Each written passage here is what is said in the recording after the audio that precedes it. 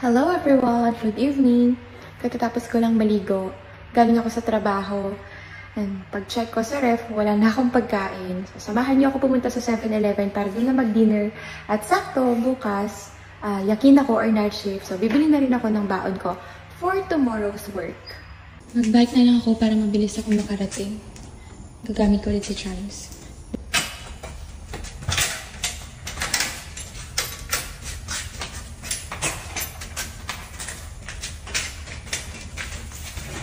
Anyway, malapit lang naman yung 7-Eleven sa amin.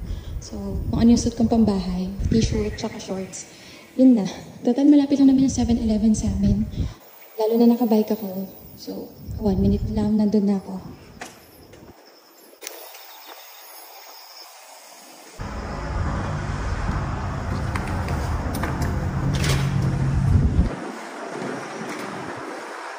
Kapag hindi ako nakakapagluto or nauubusan ako ng pagkain, dito ako kumakain sa 7-Eleven. Total na mga ready-made naman silang mga food, tapos papainit na lang. Tapos, dyan na lang din ako kumakain sa labas.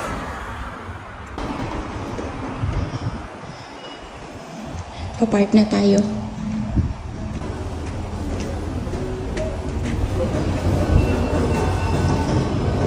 For sure, may mga sale kasi gabi na. Yan si Manong, baka sakali bawasan niya pa yung mga presyo. Eh, hindi pa nakasale tong mga to. Bagong gawa lang. Ito. Meron ng discount. Less 80 yen. Dito talaga ako nahihirapan sa pagpili ng pagkain. Gusto ko lahat. kung 10 lang yung tiyan ko, kinain ko na ito lahat. Ito mukhang masarap. Ito na bibilhin ko. Ito talaga pang mainit na panahon. So, cold noodles talaga siya. So, ito na kukunin ko for dinner. Tapos, kukuha ko nitong favorite kong fried chicken wings. Masarap to. Then, for drinks, ano kaya masarap?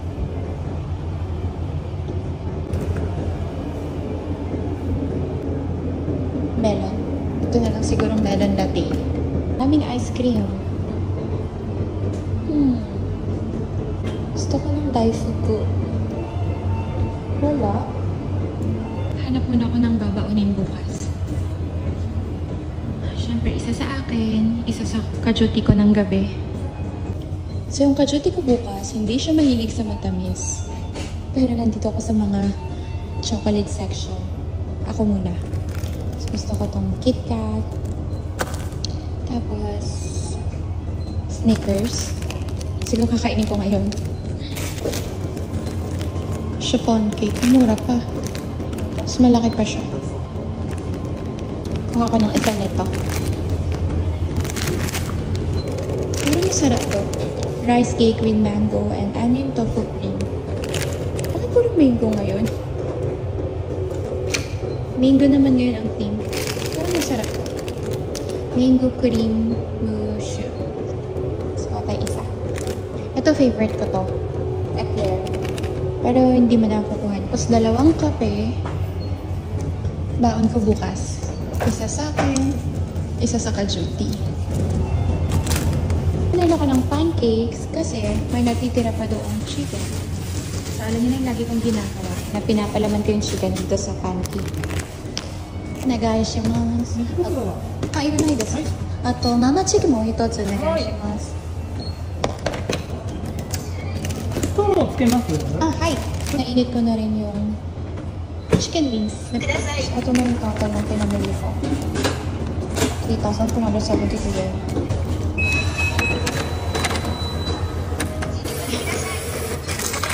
Ito na, pinamili ko. Ang dami. Ay, may nakaupo sa pwesto ko.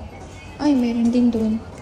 Antayin ko muna na medyo umalis sila bago ko kumain. So, ayan. Finally, nakaupo na ako. Nakakain ko na yung dinner ko. Ingredients. Nalagay itong sauce.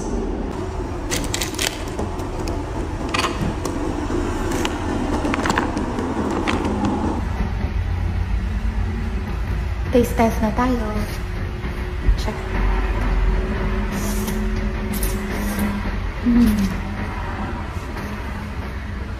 Sobrang refreshing ng lasa niya. Malamig. Sarap. Now, the chicken wings. Sarap.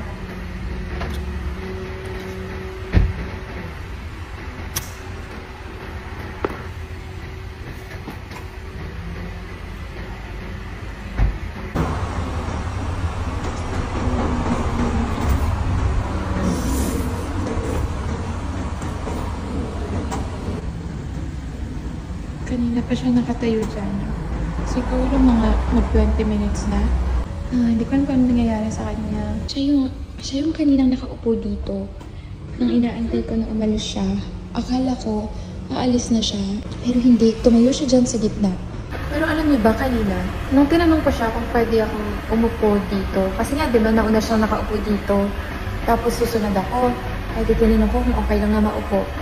Ayos na yung sagot niya. Sabi niya, oo. Tapos, gumigid siya. Tapos, nag-yossi siya dito. Tapos, pagkano lang siya pumunta dun sa gitna. I'm done eating. Uwi na tayo. Tapos na tayo ng pinagkainan. Mga plastic. Ay, hala. Nalaglag ko pati yung chopstick. So, guys, ito ko lang napagtanto nung paalis ako na yung lalaki kanina is lasing pala siya. So, kinakabahan ako kasi tapos baka may problema siya sa pag-iisip. Na-judge ko naman na siya. Hala. Pero lasing pala siya. Kasi, nung pag-alis ko, dun sa kinauupuan niya kanina, may napansin ako na may pinag-inuman siya ng beer dun sa may ibaba ng bench. So, again, mga 2 o 3 na bote. I mean, can.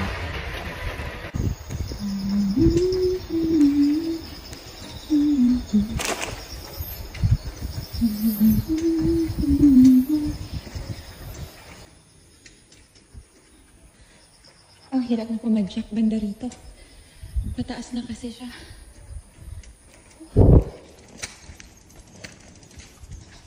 Okay, hanggang dito na lang. Salamat sa pagsama.